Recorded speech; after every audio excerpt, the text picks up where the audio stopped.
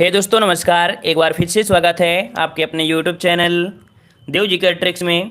तो दोस्तों मैं यहाँ पर यूपीएसआई संबंधित आपकी मूल विधि, संविधान और जीके का यहाँ पर टेस्ट लगाने वाले हैं। और एक प्रैक्टिस सेट के साथ ही मतलब ये जो प्रैक्टिस सेट होता है इसके बाद आपके 10 से 15 क्वेश्चन आपके मूल विधि के आपके यहाँ पर ऐड भी किए जाते हैं। और बिल्कुल जो चैप्टर में आपके एग्जाम में आपको आने हैं, जो आपका सिलेबस है और सिलेबस के अनुसार ही आप यहाँ आपको जो हम पढ़ा रहे हैं मूल विधि लास्ट में, वो आपके सिलेबस के अनुसार ही है। ठीक है, चलिए पहला प्रश्न आपका दिया गया है कि वर्ष 1526 में पानीपत का युद्ध बाबर और के बीच लड़ा गया था। किसके बीच लड़ा गया था? चलिए बताइए कि 1526 में पानीपत का युद्ध बाबर और किसके साथ लड़ा गया? चलिए, राणा सांगा, मोहम्मद बिन तुगलक, हेमू या इब्राहिम लोदी। जवाब कौन सा हो जाएगा? चलिए तो जवाब यहाँ पर आ रहे हैं 1 का डी। चलिए 1 का डी आ रहा है, सबका आ रहा है, तो सभी का जवाब बिल्कुल सही है। याद रखिएगा ऑप्शन आपका हो जाएगा डी, इब्राहिम लोदी के साथ, है ना। और कह सकते हैं कि कब लड़ा गया था, डेट भी आपको दिया गया है 1526 में, लेकिन आपको डेट कौन सी आपकी है तो 21 अप्रैल, है ना। 21 अप्रैल आपको याद रखना है, 21 अप्रैल, है ना, क्योंकि ये क्वेश्चन आपका जब बनेगा तो 21 अप्रैल, 22 अप्रैल, 23 अप्रैल इस प्रकार से पूछे जाते हैं। ठीक है ना, तो जवाब बनेगा आपका डी नंबर। आगे बढ़ते हैं, प्रश्न आपसे अगला पूछा गया है, व्यापारिक कंपनियों ने मुगल साम्राज्य के दौरान 1605 में भारत में मछलीपट्टनम में अपने ठिकाने स्थापित किए थे। देखिए यहाँ पर आपसे बोला गया है, कह रहा है जो आपके कौन है जिन्होंने मुगल साम्राज्य के दौरान 1605 ईस्वी में भारत में मछलीपट्टनम में अपने ठिकाने स्थापित किए थे, अपनी कंपनी इन्होंने बसाया था। तो यहाँ पर आपका जवाब कौन सा हो जाएगा? तो आपका जवाब बनेगा ऑप्शन राइट आपका डी, ये आपके डच थे, अर्थात जो आपके डच आपकी व्यापारिक कंपनी थी, है ना। यहाँ पर बनेगा डच व्यापारिक कंपनियों ने मुगल साम्राज्य के दौरान 1605 में भारत में मछलीपट्टनम अपने ठिकाने स्थापित किए थे। ठीक है ना, चलिए आगे आते हैं। प्रश्न आपसे पूछा गया है, आर्य समाज के संस्थापक कौन थे? आर्य समाज के संस्थापक कौन थे? इनमें से आपको जवाब देना है। चलिए गुड इवनिंग सभी को, गुड इवनिंग।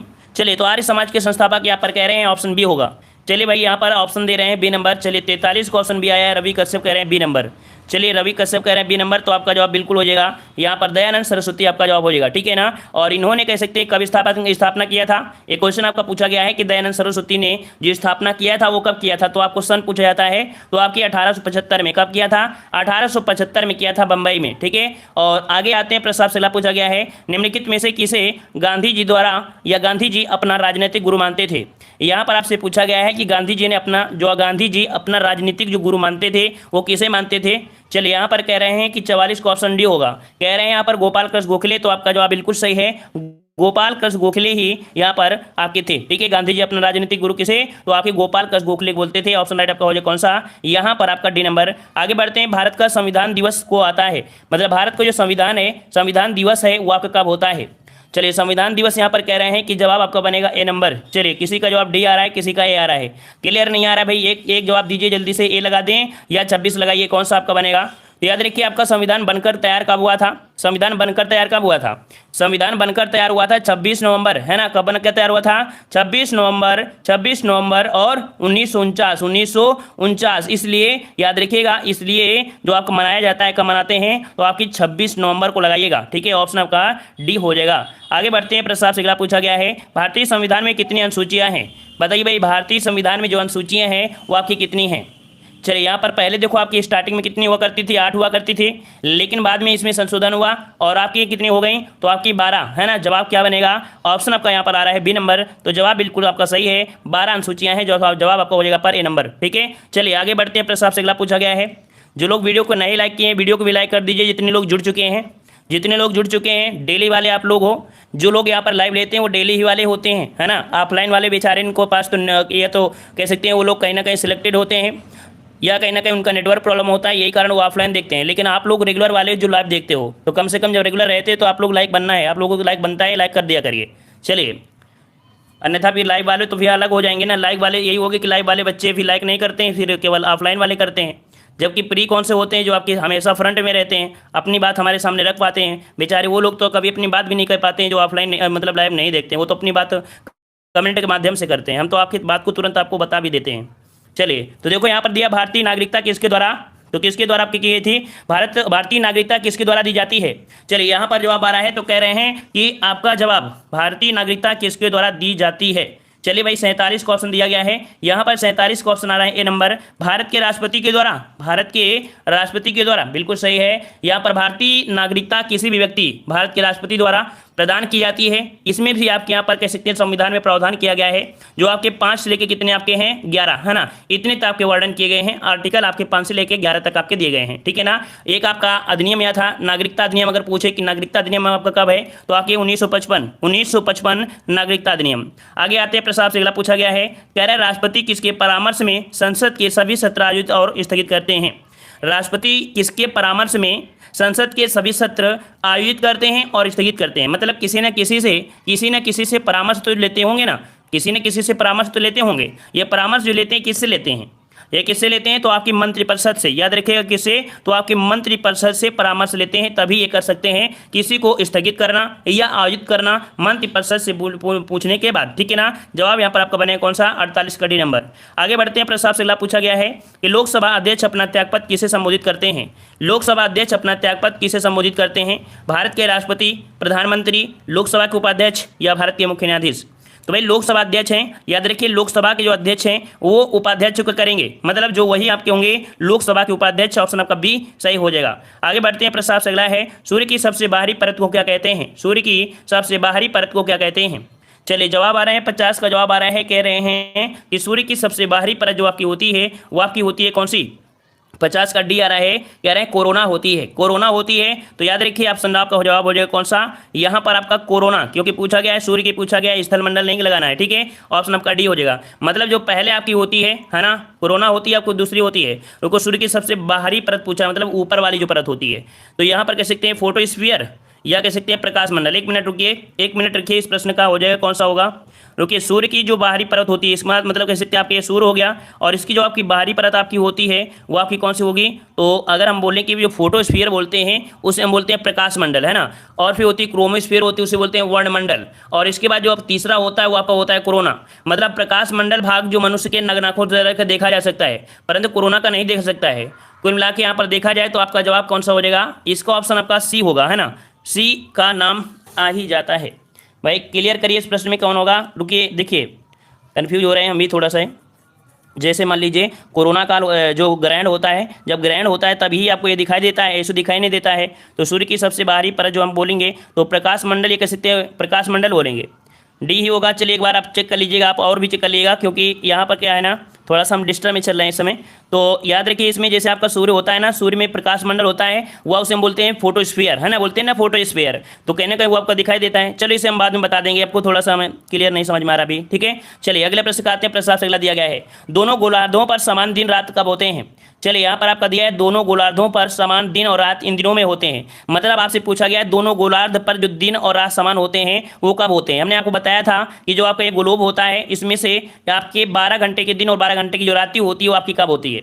यहाँ पर कह सकते हो ऑप्शन आपका बनेगा कौन सा, यहाँ पर सी नंबर। क्या बन जाएगा, सी नंबर बनेगा ना। 21 मार्च और आपका 23 सितंबर को, 21 मार्च और 23 सितंबर को पूरे विश्व में दिन और रात क्या होते हैं आपके बराबर होते हैं, 12-12 घंटा के होते हैं, ठीक है। आगे बढ़ते हैं। प्रस्ताव से अगला है कि इस राज्य में सबसे लंबी तटरेखा है, इस राज्य में सबसे लंबी तटरेखा है, सबसे लंबी तटरेखा कहाँ की है, आंध्र प्रदेश, महाराष्ट्र, गुजरात या कर्नाटक है। चलिए तो जवाब यहाँ पर आपका हो जाएगा कौन सा, सी हो जाएगा आपके गुजरात की, सी नंबर। आगे बढ़ते हैं। प्रस्ताव से अगला पूछा गया है, भारतवर्ष में खरीफ की फसल की कटाई वर्ष के किन महीनों में की जाती है।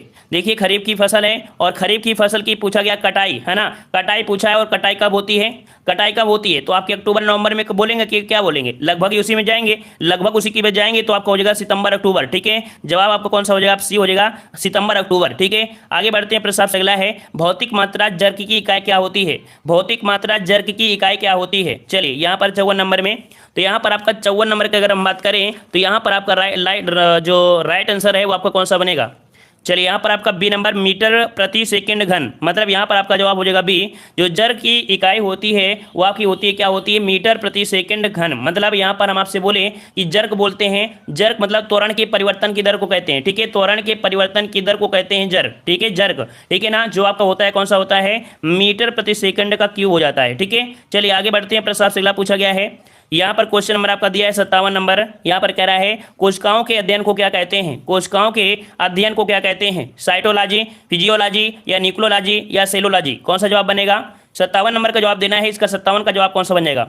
चलिए 57 का जवाब यहाँ पर आ रहे हैं। इसका राइट आंसर आपका हो जाएगा कौन सा, ऑप्शन बनेगा ए, साइटोलॉजी होता है। क्या होता है, साइटोलॉजी होता है। ऑप्शन आपका यहाँ पर ए हो जाएगा। आगे बढ़ते हैं, गाजर का नारंगी रंग किस वर्णक के कारण होता है। गाजर का जो नारंगी वो रंग होता है, याद रखिए, गाजर का जो नारंगी रंग होता है वो किस कारण से होता है, लाइकोपिन के कारण, कैरोटीन के कारण, या एंथ्रोसाइन के कारण, या आपके जेंथ्रोफिल के कारण, किसके कारण होता है। चलिए तो यहाँ पर कह रहे हैं गाजर एक सब्जी है। अच्छा, ये मूसला जड़ भी होती है ना। यहाँ पर कह सकते हैं कि आपका जवाब हो जाएगा कैरोटीन, कैरोटीन, जिसका जवाब बी आ रहा है तो आपका हो जाएगा कैरोटीन, आपका जवाब बन जाएगा कैरोटीन हो जाएगा। ठीक है, आगे बढ़ते हैं। प्रश्न आपसे अगला है, एक टेराबाइट कितने मेगाबाइट के बराबर होती है। एक टेराबाइट कितने मेगाबाइट के बराबर होती है। कंप्यूटर से क्वेश्चन ये आपका पूछा जाता है ना। एक बार अच्छे से पढ़ लेंगे तो हमें लगता नहीं है कि आप गलती करोगे, है ना। हमेशा आपको पूछा जाता है एक प्रश्न। तो यहाँ पर 1 टेराबाइट मतलब होता है 1 टीबी, है ना। 1 टीबी बराबर जो आपका होता है एमबी पूछा है, एमबी। तो भाई एमबी कब आएगी, पहले जीबी होगी, जीबी के बाद तो आएगा ना। मतलब यहाँ पर आपका जवाब बनेगा कौन सा, ऑप्शन राइट आपका डी हो जाएगा। यहाँ पर 1024 गुणे 1024, मतलब यहाँ पर आपका बने कौन सा, एमबी गुणे एमबी, तब आपकी टीबी आएगा। जवाब डी आपका यहाँ पर सही हो जाएगा। ठीक है, आगे आते हैं। प्रस्ताव से पूछा गया है, केवलादेव राष्ट्रीय उद्यान आपका जो स्थित है कहाँ पर स्थित है। केवलादेव राष्ट्रीय उद्यान जो स्थित है वो आपके कहाँ पर स्थित है। चलिए यहाँ पर जवाब आ रहे हैं, कह रहे हैं केवलादेव है आपके राजस्थान में। राजस्थान में, क्लियर है ना, क्लियर है ना, कोई डाउट तो नहीं है ना, क्लियर है। तो चलिए लॉक कर देते हैं आपके ऑप्शन डी को। केवलादेव आपके कहाँ पर है, तो आपके राजस्थान में है, राजस्थान में। ठीक है, भारत के राजस्थान में है। और कह सकते हैं कि आपके 1971 में, ठीक है, 1971 में संरक्षित पक्षी अभ्यारण्य भी इसे घोषित किया गया था। और याद रखिए 1985 में इसे विश्व धरोहर की सूची में भी शामिल किया गया है। ये क्वेश्चन आपका पूछा जाता है इस कारण से, क्योंकि ये जो आपका विश्व धरोहर में आपका शामिल है, इस कारण से। ठीक है, आगे बढ़ते हैं। प्रस्ताव से अगला पूछा गया है, कह रहा भाखड़ा का लोक नृत्य, भांगड़ा जो आपका है, ये लोक नृत्य है, ये कहाँ का लोक नृत्य है। चलिए भांगड़ा लोक नृत्य है, कहाँ का लोक नृत्य है, 61 नंबर में। चलिए भांगड़ा आपके पंजाब का है, बिल्कुल सही है, ऑप्शन बी हो जाएगा। ये आपके पंजाब का लोक नृत्य है। ठीक है, पंजाब का लोक नृत्य है, ऑप्शन राइट आपके यहाँ पर बी सही हो जाएगा। आगे बढ़ते हैं। प्रस्ताव से अगला दिया है, सूचना का अधिकार अधिनियम के उपबंधों के अधीन रहते हुए इनमें से किसे सूचना का अधिकार होगा। यहाँ पर बताइए, जो सूचना का अधिकार है, किसको अधिकार दिया गया है। तो यहाँ पर याद रखिए, भारत का कोई भी नागरिक है, सभी को सूचना का अधिकार दिया गया है, सभी को सूचना का अधिकार दिया गया है। याद रखिए, इसका राइट आंसर आपका कौन सा हो जाएगा, यहाँ पर आपका सी हो जाएगा। हाँ, जो आपका होता है भारत सरकार में होती है, कोई भी कंपनी होगी, वो अपनी प्राइवेसी जो आपकी होती है, प्राइवेसी वो कह सकते हैं लीक नहीं करेगी, लेकिन जो जरूरत है वो आपको बताएगी जरूर, है ना। नहीं बताती है तो आप उस पर कह सकते हैं कि आप केस कर सकते हैं। आगे बढ़ते हैं। प्रस्ताव से पूछा गया है, कह रहा आतंकवाद से निपटने के लिए पुलिस में बनी नवीन इकाई एसटीएफ को किसी विस्फोटक होने की सूचना पर कौन सा दस्तावेज भेजा जाता है। अगर कोई विस्फोटक आपका है ना, अगर विस्फोटक आपकी है, ऐसी सूचना होती है, तो एसटीएफ को किसी विस्फोटक सूचना होने पर जो दस्तावेज भेजा जाएगा कौन होगा। तो भाई यहाँ पर विस्फोटक चीज है, विस्फोटक से आपको पता चल सकता है कि भेजा जाएगा किसको, बम निरोधक वाले को भेजेंगे ना। ऐसा तो नहीं है कि होमगार्ड को भेज देंगे भाई वो बम ढूंढने लगे, ऐसा तो होगा नहीं। जो जिसका एक्सपर्ट है वही भेजा जाएगा। तो जवाब आपका नंबर हो जाएगा बम निरोधक दस्ता। अगला क्वेश्चन दिया है, उत्तर प्रदेश में होली के त्योहार पर लठमार होली मनाई जाती है। उत्तर प्रदेश में होली के त्योहार पर लठमार होली जो मनाई जाती है वो आपकी कहाँ मनाई जाती है। चलिए लठमार होली की अगर बात करें तो आपके फाल्गुन महीने में मथुरा के बरसाना में, है ना, ऑप्शन आपका वही हो जाएगा, मथुरा के बरसाना में, ऑप्शन आपके यहाँ पर बी हो जाएगा। आगे बढ़ते हैं। निम्नलिखित राज्यों में से किसे उत्तर प्रदेश की सीमा नहीं लगती है। उत्तर प्रदेश की जो सीमा लगती नहीं है ना, नहीं पूछा गया है। तो देखो राजस्थान के साथ लगती है, फिर आपके किसके साथ लगती है, तो आपके हरियाणा होगा क्या भाई, हरियाणा भी होगा। अच्छा, लेकिन पंजाब के साथ आपकी सीमा नहीं लगती है, ऑप्शन यहाँ पर बी हो जाएगा। आगे बढ़ते हैं। प्रस्ताव से अगला पूछा गया है, राम ने एक अपराध किया जिसके लिए सजा सिर्फ 40 रुपए था, लेकिन वह इस राशि का भुगतान नहीं कर सका। फिर आईपीसी की धारा 67 के अनुसार उसे भुगतान न करने के लिए अधिकतम कितने दिन के लिए कैद किया सकता है। याद रखिए, जो जुर्माना दिया गया था, अगर आप उसे समय से नहीं भरते हैं तो आपको धारा 67 के तहत उसे दोबारा कह सकते हैं, उसे कैद किया सकता है कितने महीने के लिए। तो यहाँ पर आपका 67 का ऑप्शन आपका बनेगा सी नंबर, आपके 2 महीने के लिए आपको कैद किया जा सकता है। ठीक है ना। तो याद रखिए, जो जुर्माना दिया जाए उसको तुरंत भरिए। पहली बात, ऐसा कोई काम ना करिए कि आपको जुर्माना देना पड़े, है ना। फिर भी अगर आपको पड़ जाता है मुसीबत तो आप जुर्माना जल्दी भर दीजिए, नहीं 2 महीना आप जेल में रहोगे, तब तक बाहर कमा लोगे। चलिए अगला प्रश्न आपका दिया गया है, कह रहा है ने वनवासी अनुसूचित जातियों के वन अधिकारों को मान्यता दी और FDST लोगों को वन भूमि पर अधिकार दिलाया। ये एक अधिनियम आया था, ये अधिनियम था आपका कौन सा, वन अधिकारों की मान्यता अधिनियम। ठीक है, कौन था, वन अधिकारों की मान्यता अधिनियम ने वनवासी जो आपके होते हैं अनुसूचित जाति वाले, है ना, वनवासी जो आपके होते हैं अनुसूचित जनजाति वाले होते हैं ना, तो उनके वन अधिकारों को मान्यता दी और कह सकते हैं कि यहाँ पर जवाब कौन हो जाएगा, ए नंबर आपका हो जाएगा। आगे बढ़ते हैं, प्रश्न आपसे अगला पूछा गया है, इस यातायात संकेत का अर्थ क्या होता है। चलिए यहाँ पर आपको एक संकेत दिया गया है और इस संकेत के बारे में बताना है कि आपका कौन सा संकेत है, आगे खतरनाक ढलान है या आगे रास्ता घुमावदार है या आगे दो मोड़ हैं या पहला बाईं ओर है या दूसरा का आपका धीरे चले, कौन सा जवाब बनेगा, कौन सा जवाब बनेगा। तो याद रखिएगा आगे दो मोड़ है ना, आगे दो मोड़ है, पहला जो आपका है वो बाएं तरफ है, ठीक है, पहला जो आपका है वो कैसा है, तो आपकी बाएं तरफ है, इसका राइट आंसर आपका जाएगा कहाँ पर, तो ऑप्शन बन जाएगा यहाँ पर सी नंबर। चलिए आगे बढ़ते हैं, प्रश्न आपसे अगला पूछा गया है, यदि किसी नागरिक के सूचना अधिकार के तहत अपील और दूसरी अपील के उपाय समाप्त हो गए हों तो वह संविधान के अनुच्छेद के तहत उच्चतम न्यायालय में जा सकता है। देखो यहाँ पर दिया है सूचना अधिनियम के तहत अपील और दूसरी अपील के उपाय जो समाप्त हो गए हों, तो ऐसी स्थिति में संविधान के कौन से अनुच्छेद के माध्यम से वो उच्चतम न्यायालय में जा सकता है, मतलब सुप्रीम कोर्ट में जा सकता है। तो आर्टिकल 32 जो कि आपका मौलिक अधिकार है, हमने बताया था कि मौलिक अधिकार आपके 32 के तहत वो सुप्रीम कोर्ट में जा सकता है और कह सकते हैं कि हाई कोर्ट में जा सकता है आपके 226 के तहत, ठीक है ना। चलिए आगे बढ़ते हैं, प्रस्ताव से अगला पूछा है, निम्न में से किन पर जनहित याचिका मामलों के रूप में विचार नहीं किया सकता है। कह रहा है आपसे यहाँ पर निम्न में से किन पर जनहित याचिका मामलों के रूप में विचार नहीं किया जा सकता है, विचार नहीं किया सकता है। मकान मालिक किराएदारों के मामले में, सेवा मामले और पेंशन और ग्रेच्युटी के संबंधित मामले में या पारिवारिक पेंशन, किस पर याचिका नहीं की जा सकती है 71 नंबर में। तो यहाँ पर जवाब हो जाएगा ऑप्शन राइट। देखो इन पर कर सकते हैं, इन पर कर सकते हैं, सॉरी यहाँ पर कर सकते हैं। देखो यहाँ पर जनहित याचिका आप मकान वाले किराएदारी से कोई मतलब नहीं होता है, याद रखिएगा किराएदारों से यहाँ पर कोई लेना देना आपका नहीं होता है। अभी आपने देखा था कोरोना काल में जो बहुत स्टूडेंट थे कह रहे थे कि जो मकान मालिक हो किराया माफ करें, लेकिन ये इनका अधिकार नहीं है, सरकार ने मकान उनको बनाकर नहीं दिए, है ना। इस कारण से कह सकते हैं कि 71 का ऑप्शन आपका बना है कौन सा, यहाँ पर 71 का जवाब जो बना है वो आपका कौन सा बना है, तो आपका कह सकते हैं ए बी सी सब हो जाएंगे क्या भाई, ए बी सी सभी हो जाएंगे क्या। भारत में जनहित याचिका जो आपकी आईपीएल होती है पब्लिक इंटरेस्ट, है ना, ये जो आपकी शुरुआत है भारत के मुख्य न्यायाधीश पीएन भगवती ने की थी, मतलब कह सकते हैं राज्य सरकार, केंद्र सरकार और कम्युनिस्ट अथॉरिटी इन सभी के द्वारा होती है। तो यहाँ पर मकान मतलब जनहित याचिका सभी में कर सकते हैं भाई, इसमें सब में हो जाएगा ए बी सी। यहाँ पर सेवा मामले, पेंशन, ग्रेच्युटी और पारिवारिक, इसमें जवाब आपका ये हो जाएगा 71 का ऑप्शन नहीं बनेगा, मतलब इन सब पर यहाँ पर जनहित याचिका के मामले में विचार नहीं किया सकता है, नहीं किया सकता है। इसमें से आपका यहाँ पर ए हो जाएगा, इन पर आपका नहीं किया सकता है, ठीक है, ए नंबर आपका हो जाएगा, ए नंबर। चलिए अच्छा आपके 2 महीने का माफ कर दिया था, चलिए किसी किसी के मकान मालिक अच्छे थे इसीलिए 2 महीना माफ कर दिया था, ठीक है। यहाँ पर याद रखिए इन पर यहाँ पर विचरण नहीं किया सकता है, ठीक है। चलिए आगे आते हैं, प्रस्ताव से अगला दिया है, कह रहा है 1983 में स्थापित के राजपत्र चार्टर का आदेश में राज्य और केंद्र सरकारों के बीच संबंध और अधिकारों के संतुलन को जांचना था और भारत के संविधान के ढांचे के भीतर परिवर्तन को सुझाव देना था। यहाँ पर कह सकते हैं एक आपकी कमेटी थी, ये समिति थी और ये समिति स्थापित हुई थी 1983 में, और ये जो आपकी थी कह सकते हैं जो आपकी कमेटी थी आपकी 1983 में स्थापित की गई, कौन सी, यहाँ पर जवाब हो जाएगा सी। यहाँ पर सरकारी आयोग, जो सरकारी आयोग थी वो आपकी केंद्र सरकार और राज्य सरकार के बीच संबंध के लिए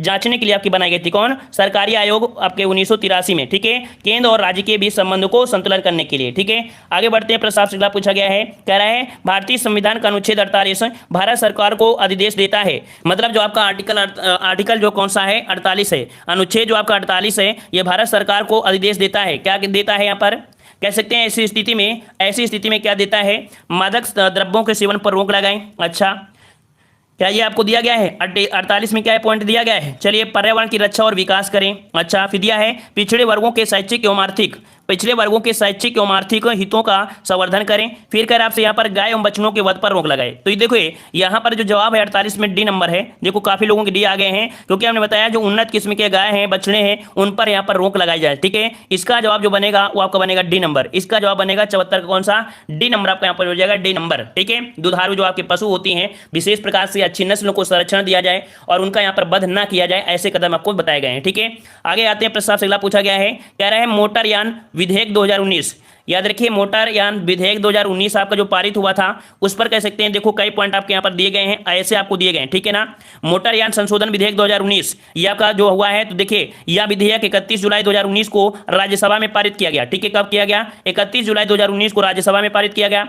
फिर कह रहा है यह विधेयक मोटरयान अधिनियम 1988 में संशोधन पारित किया गया, मतलब जो 2019 में पारित किया गया इसमें संशोधन कौन सा हुआ है, 1988 में संशोधन हुआ है, ठीक है ना। तीसरा पॉइंट आपसे क्या कह रहा है, संशोधन विधेयक में मोटर दुर्घटना कोष स्थापित करने का प्रस्ताव भी है। मतलब इस बार जो विधेयक हुए हैं तो उसमें मोटर दुर्घटना कोष को भी स्थापित किया गया है, ठीक है ना। फिर यहाँ पर कह रहा है संशोधन विधेयक में गोल्डन आवर के दौरान सड़क दुर्घटना में घायल व्यक्ति के लिए कैशलेस उपचार की सुविधा प्रदान की जाने का प्रस्ताव भी है। अगर यहाँ पर कह रहा है गोल्डन आवर में, है ना, ऐसी स्थिति में क्या होता है कि अगर ऐसी स्थिति में अगर सड़क पर दुर्घटना होती है तो व्यक्ति को यहाँ पर कैशलेस आपको उपचार की सुविधा, मतलब ये सभी जो आपको दिए गए हैं। ये मोटर संशोधन अधिनियम कौन सा है, यहाँ पर आपका 2019 ये विधेयक आपका पारित हो चुका है। इसका जवाब बनेगा कौन सा, डी नंबर आपका यहाँ पर हो जाएगा, ठीक है। चलिए आगे बढ़ते हैं। प्रस्ताव से अगला है विश्व स्तनपान सप्ताह विश्व भर में मनाया गया। मतलब आपसे पूछा गया है कि विश्व स्तनपान सप्ताह जो मनाया जाता है वो कब मनाया जाता है, डेट आपसे पूछा गया है। यहाँ पर जवाब कौन सा हो जाएगा, याद रखिएगा 1 अगस्त से 7 अगस्त के बीच, 1 अगस्त से 7 अगस्त के बीच ये आपका मनाया गया था। 2019 के बाद पूछा गया, ठीक है। इसका जवाब हो जाएगा सी नंबर, ये आपका मनाया जाता है, ठीक है। आगे बढ़ते हैं। प्रस्ताव से अगला पूछा गया है यहाँ पर आपके जो देखिए आपका टॉपिक चालू हो गया। कौन सा टॉपिक है, आपके मूल विधि से टॉपिक हो गया है। हमने यहाँ पर आपके 3 टॉपिक आपके कंप्लीट करा दिया था। हम यहाँ पर जो भी आपके मूल विधि की जितने भी क्वेश्चन आपको पढ़ा रहे हैं सभी क्वेश्चन आपके पूछे हुए आपके हैं। मतलब कह सकते हैं कि आपके एग्जाम में जो पूछे जाते हैं, ठीक है, वो सभी आपको यहाँ पर हम बता रहे हैं। उन्हीं के अनुसार से आपका जो आपका है कौन सा है, तो चौथा चैप्टर आपका चालू हो गया है जो कि अनुसूचित जाति अनुसूचित जनजाति अधिनियम आया था 1989, ठीक है। इसको पढ़ेंगे तो देखो क्वेश्चन आपका दिया गया है, क्वेश्चन आपका दिया है कि अनुसूचित जाति और अनुसूचित जनजाति अत्याचार निवारण अधिनियम 1989 में उल्लेखित अपेक्षित कर्तव्यों की जानबूझकर उपेक्षा करने पर निम्नलिखित में से कौन दंड का भागीदार होगा।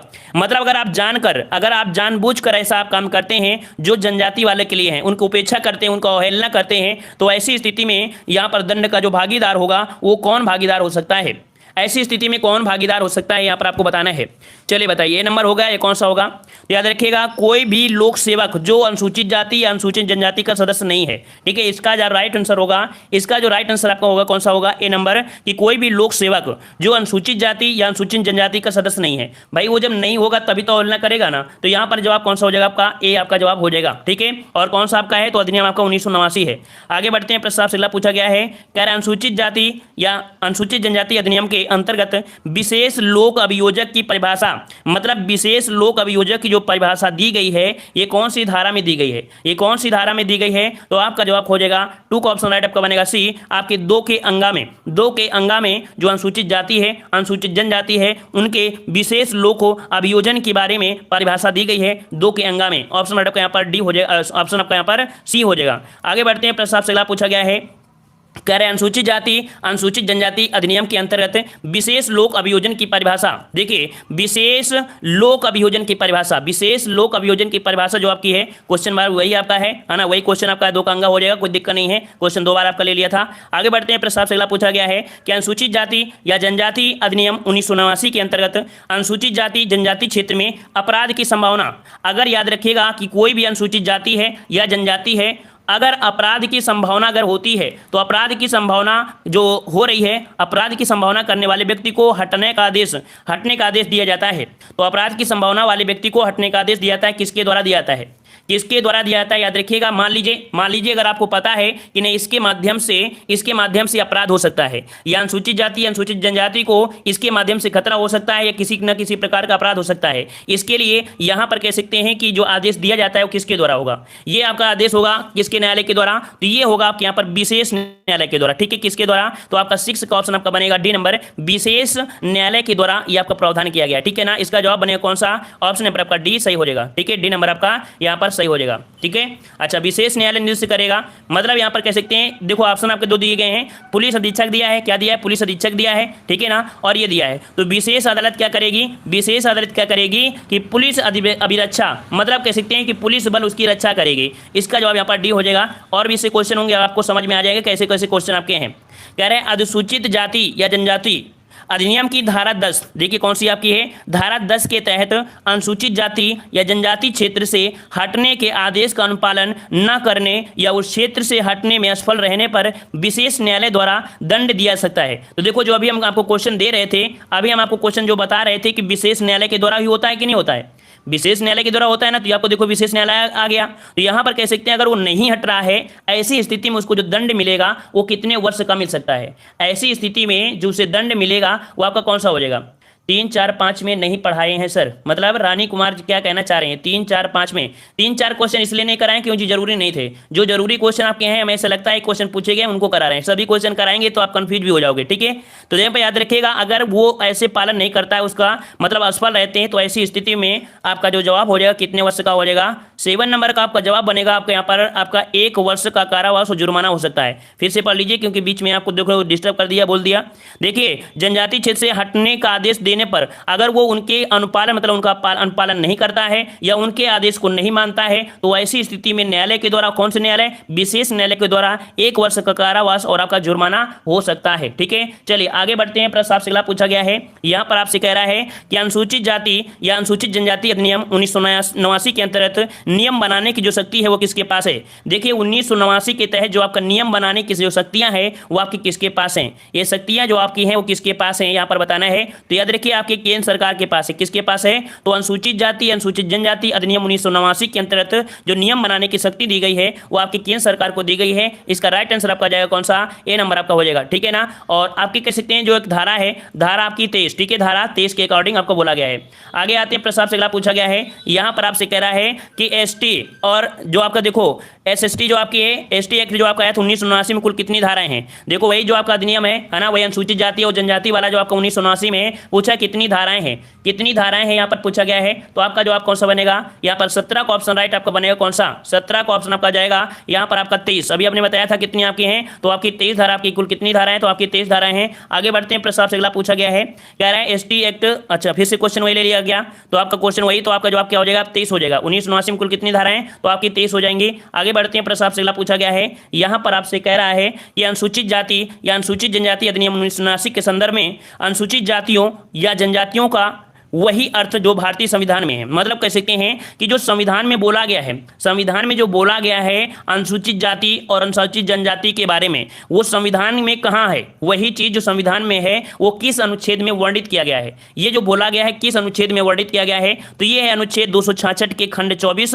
और खंड 25 में वर्णित किया गया है। किसके बारे में, अनुसूचित जाति अनुसूचित जनजाति 1989 के संदर्भ में जो भी वहां पर शब्द है वही शब्द इसमें भी है, ठीक है। आगे बढ़ते हैं, प्रश्न से पूछा गया है, बस बैटरी जाने वाली थोड़ी स्पीड में इसलिए है, ठीक है, बैटरी खत्म होने वाली थोड़ा, इसीलिए थोड़ा गांव में है ना दिक्कत यही होती है कि गांव में बैटरी लाइट आती नहीं तो दिक्कत हो जाती है। चलिए, अनुसूचित जाति या अनुसूचित जनजाति अधिनियम 1979 के अंतर्गत विशेष न्यायालय का उल्लेख है। विशेष न्यायालय, देखो हमने बताया था जो भी निर्णय होता है वो विशेष न्यायालय के द्वारा होता है, और उसका जो उल्लेख है, ये जो उल्लेख दिया गया है वो किस आपके धारा में है, तो आपके धारा 14 में, याद रखिए धारा 14 में विशेष न्यायालय का उल्लेख किया गया है, ठीक है। जो भी आपका कौन सा है, अनुसूचित जाति अनुसूचित जनजाति अधिनियम 1979 के अंतर्गत जो आपका विशेष न्यायालय है उसका उल्लेख किसमें है, तो धारा 14 में आपको दिया गया है इसके बारे में, ठीक है। आगे बढ़ते हैं, प्रश्न आपसे अगला पूछा गया है, यहां पर आपसे कह रहा है कि अनुसूचित जाति अनुसूचित जनजाति अधिनियम 1979 में वर्ष 2015 में संशोधन किया गया, संशोधित अधिनियम लागू हुआ। मतलब यहां पर देखिए कि जो आपका 1989 वाला अधिनियम था उसका क्या हुआ, संशोधन हुआ, और ये संशोधन कब हुआ था, तो आपके 2015 में, ठीक है, 2015 में संशोधन हुआ, और इसका जो अधिनियम लागू हुआ वो कब लागू हुआ, तो यहां पर 24 का ऑप्शन कौन सा हो जाएगा, 24 का ऑप्शन राइट आपका बनेगा बी नंबर, 26 जनवरी 2016 को, ठीक है, 26 जनवरी 2000 को ये आपका हुआ था, ठीक है। जवाब यहां पर आपका बी हो जाएगा, ठीक है। और यहां पर आपका लास्ट क्वेश्चन दिया गया है कि किसी जाति को अनुसूचित जाति या जनजाति घोषित करने का जो अधिकार है वो किसको जाता है, ठीक है। यहां पर आपको लास्ट क्वेश्चन दिया है कि कोई जाति है, अनुसूचित जाति है या जनजाति घोषित करने की बात किया है। देखो घोषित करने की बात किया है, ये नहीं कह रहा है कि आपके एससी को कन्वर्ट करके आपको एसटी कर दिया जाए, ये नहीं पूछ रहा है। ये कह रहा है कि अगर अनुसूचित जाति हो या जनजाति घोषित करने का जो अधिकार है ये किसे किया गया है, ठीक है ना, ये पूछा गया है। यहां पर जवाब क्या होगा, यहां पर जवाब यहां पर कह रहे हैं डी नंबर, है ना, डी नंबर आपका जवाब क्या रहे हैं, डी नंबर। याद रखिए इसका राइट आंसर आपका जाएगा सी नंबर, राष्ट्रपति के पास है। अनुसूचित जाति या जनजाति को घोषित करने का अधिकार है आपके किसके पर, राष्ट्रपति के पास। लेकिन अगर वो कास्ट है एससी और उसको कन्वर्ट करने किसमें, तो आपके एसटी में, तब आपको यहां पर संसद के माध्यम से विधेयक पारित करना होगा। समझ में आ गया ना दोनों पॉइंट में हम क्या कह रहे हैं। यहां पर कह रहे अनुसूचित जाति अनुसूचित जनजाति घोषित करने का अधिकार है राष्ट्रपति के पास, लेकिन एससी जो आपकी है अगर इसको कन्वर्ट करना है किसमें, एसटी में, तब ये अधिकार किस पर जाएगा, तब अधिकार आपके संसद। इस यातायात संकेत का अर्थ क्या है, यहां पर आपको बताना है कि ये जो यातायात का संकेत दिया है इसका अर्थ क्या होता है। चलिए साथियों इसका जवाब देना है, तो यहां पर आपका जवाब क्या हो जाएगा, ऑप्शन राइट। तो ऑप्शन राइट आपका हो जाएगा यहाँ पर डी नंबर, आगे सड़क पतली है। इसका मतलब क्या होता है, आगे सड़क पतली है, तो आपका जवाब यहाँ पर आपका डी सही हो जाएगा, ठीक है। चलिए नेक्स्ट क्वेश्चन आपसे अगला पूछा गया है इस यातायात प्रतीक का क्या अर्थ है? इस यातायात प्रतीक का क्या अर्थ है, यहाँ पर जवाब देना है और सभी साथी जवाब देंगे यहाँ पर। तो यहाँ पर जवाब आ रहे हैं और सही जवाब क्या हो जाएगा? तो सही जवाब हो जाएगा ऑप्शन राइट आपका बी। इसका मतलब होता है रुकिए, ठीक है, इस सिंबल का मतलब होता है रुकिए। तो ऑप्शन आपका जवाब क्या हो जाएगा? बी नंबर अर्थात स्टॉप, ठीक है। चलिए नेक्स्ट क्वेश्चन आपसे यहाँ पर देख सकते हैं कि एक पॉइंट और आपका है, ये जो आपका बना होता है उसे होता है नो पार्किंग। इसका अर्थ है कि इस एरिया में किसी को भी अपने वाहन खड़े करने की अनुमति नहीं है, ठीक है। अगला आपका सिंबल आ चुका है यहाँ पर, कह रहा है आपसे कि इस यातायात प्रतीक का अर्थ क्या है। यहाँ पर देख सकते हैं एक ऐसे क्वेश्चन आपको देखने को मिलते हैं और ऐसे प्रतीक भी आप रास्ते में जाते हैं तो देखने को जरूर मिलते हैं। तो यहाँ पर आपका जो जवाब हो जाएगा सही क्या हो जाएगा? देख लीजिए, इस प्रकार का सिंबल आपने देखा होगा राह चलते, और यहाँ पर आपका सही जवाब हो जाएगा कौन सा? तो ऑप्शन राइट आप यहाँ पर डी हो जाएगा, आगे रास्ता घूमकर है, आगे रास्ता घूमकर है, ऑप्शन आपका डी सही हो जाएगा। नेक्स्ट क्वेश्चन को आते हैं। क्वेश्चन आपसे अगला पूछा है कि इस यातायात संकेत का अर्थ क्या है। यहाँ पर देख सकते हैं ऐसे आपने संकेत देखा होगा और यहाँ पर इसका जवाब क्या हो जाएगा? दिया गया है आगे खतरनाक ढलान है, आगे रास्ते घुमावदार हैं, आगे दो मोड़ हैं, पहला बाईं तरफ, और डी नंबर दिया है धीरे चले। क्या होता है इसका जवाब? तो सही जवाब हो जाएगा ऑप्शन आपका यहाँ पर सी नंबर, आगे दो मोड़ हैं, ठीक है, पहला बाईं तरफ है। तो इस प्रकार से आपका यहाँ पर सी सही हो जाएगा। अगला क्वेश्चन यहाँ पर दिया गया है कि निम्नलिखित संकेतों में से कौन सा पूर्वानुमान नहीं करता है? कौन सा पूर्वानुमान नहीं करता है बल्कि केवल लंबी अवधि के रुझान की पुष्टि करता है? पूर्वानुमान नहीं करता है बल्कि केवल लंबी अवधि के रुझान की पुष्टि करता है। तो यहाँ पर 5 का जवाब क्या हो जाएगा? तो यहाँ पर जवाब हो जाएगा ऑप्शन राइट आपका यहाँ पर ए नंबर, परिवेश, ठीक है। क्या हो जाएगा? परिवेष्टन सूचकांक, सूचक, परिवेष्टन सूचक, अर्थात ये लंबी अवधि के रुझान की पुष्टि करता है। और अगला है कि इस यातायात संकेत का क्या अर्थ है। यहाँ पर देख सकते हैं कि ये आपका संकेत दिया गया है और इसका जो आपका अर्थ होता है क्या होता है।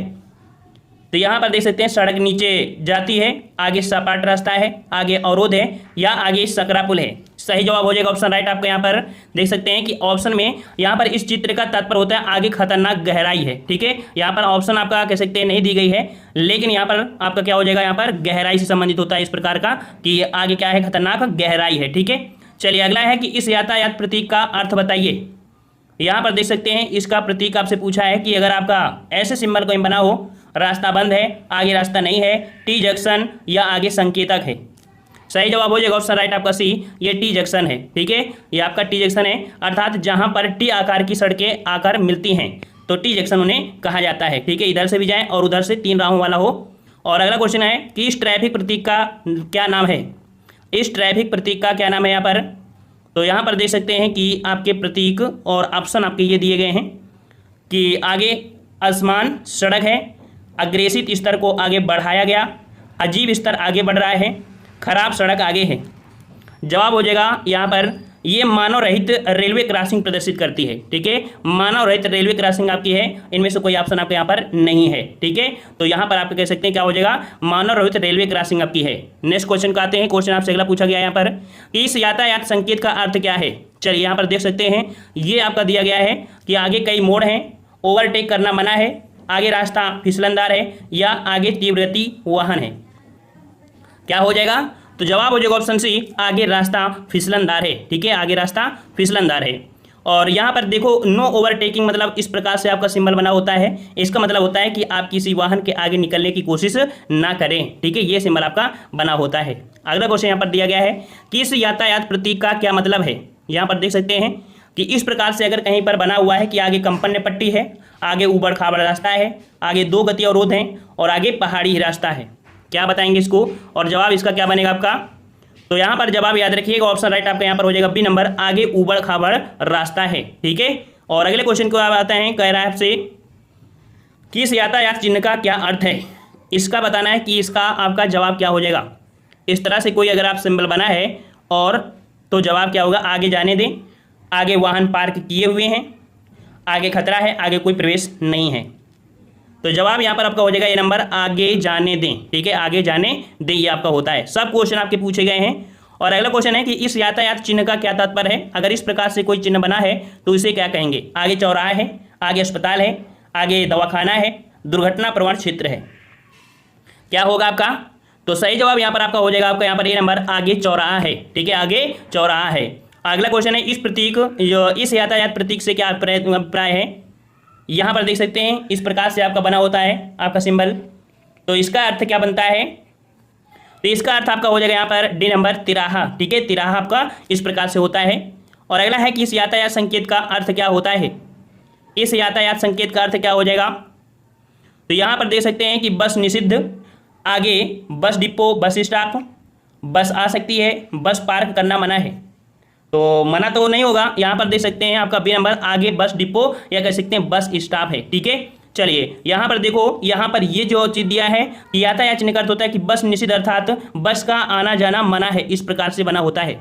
अगला क्वेश्चन यहाँ पर दिया है कि इस यातायात संकेत का अर्थ क्या है, यहाँ पर बताना है। इसका जवाब क्या हो जाएगा आपका, तो यहाँ पर आपका 15 का सही जवाब हो जाएगा। देखो, साइकिल चलाने की जगह मोटरसाइकिलों का आना मना है और मोटर गाड़ियों का आना मना है। मार्ग केवल साइकिल चालकों के लिए है, साइकिल चलाना मना है। सही क्या हो जाएगा, तो 15 का ऑप्शन आपका सी, मार्ग केवल साइकिल चालकों के लिए आपका है। ठीक है, और यहाँ पर अगर इस प्रकार से बना हो, देखो यहाँ पर तो क्या होता है, साइकिल चलाना मना है अर्थात छोटे वाहन आना वर्जित हो जाएगा, इस प्रकार से अगर बने हैं तो। अगला है, इस ट्रैफिक चिन्ह का क्या अर्थ हो जाएगा।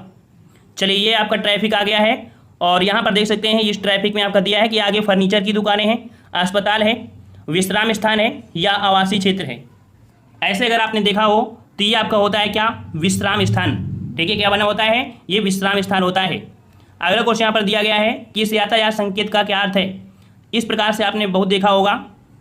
और आसपास घूम रहे पशुओं के प्रति सतर्क रहें, आगे रास्ता नहीं है, आगे लेवल क्रॉसिंग है, आगे खतरा है। क्या होगा, तो ऑप्शन यहाँ पर आपका 17 का हो जाएगा डी, आगे खतरा है। ठीक है, अगला है कि इस यातायात संकेत का क्या अर्थ है।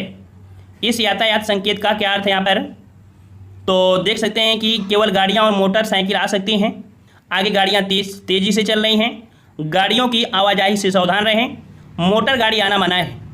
तो यहाँ पर जवाब हो जाएगा आपका ए नंबर, केवल गाड़ियाँ और मोटरसाइकिल आ सकती हैं। अगला है कि इस यातायात चिन्ह का मतलब क्या होता है। देख लीजिए, इस प्रकार का चिन्ह अगर बना हो, और ऐसे चिन्ह काफ़ी बने होते हैं कि आगे सड़क चौड़ी हो रही है, आगे पुल है, आगे पुल सकरा है, आगे केवल एक मार्ग है। तो जवाब यहाँ पर क्या हो जाएगा, जवाब हो जाएगा सी नंबर, आगे पुल सकरा है। ठीक है, और अगला है 20 नंबर कि इस यातायात संकेत का क्या मतलब है। इस प्रकार से आपने देखा होगा कि आगे तेज गति यातायात, आगे यातायात एक तरफा है, आगे यातायात सीधा दो तरफा है, आगे 2 लेन सड़क है। सही जवाब हो जाएगा आपका सी नंबर, आगे यातायात सीधा दो तरफा है। ठीक है, सीधा दो तरफा है। और इस यातायात चिन्ह का आपको बताना है, इस प्रकार से अगर बना हुआ है तो ऐसे चिन्ह को हम लोग क्या बोलेंगे। आगे खतरनाक सड़क, दुर्घटना प्रवण क्षेत्र, धीरे चले, बहुत ढलान, क्या बोलेंगे, डी नंबर, बहुत ढलान। अगला क्वेश्चन है, इस ट्रैफिक प्रतीक का क्या अर्थ है। यहाँ पर देख सकते हैं इसका जो अर्थ हो जाएगा क्या हो जाएगा, तो यहाँ पर दाईं ओर मोड़ नहीं, मुक्त दायां मोड़, अनिवार्य दायां मोड़, रास्ता दाएं जाता है। तो देख सकते हैं जवाब हो जाएगा आपका सी नंबर, अनिवार्य दायां मोड़। ठीक है, दाएं ओर मुड़ना अनिवार्य है। अगला, नीचे दी गई छवि क्या दर्शाती है। साइकिल नहीं है, साइकिल पार्किंग, केवल साइकिल, हरित क्षेत्र। तो जवाब हो जाएगा ऑप्शन आपका सी, केवल साइकिल, अर्थात जो छवि केवल साइकिल दर्शाती है, किसी अन्य प्रकार के वाहन के लिए सड़क लेन का उपयोग निषिद्ध होता है। आज की वीडियो में इतना ही, मिलते हैं नए वीडियो में, तब तक के लिए धन्यवाद।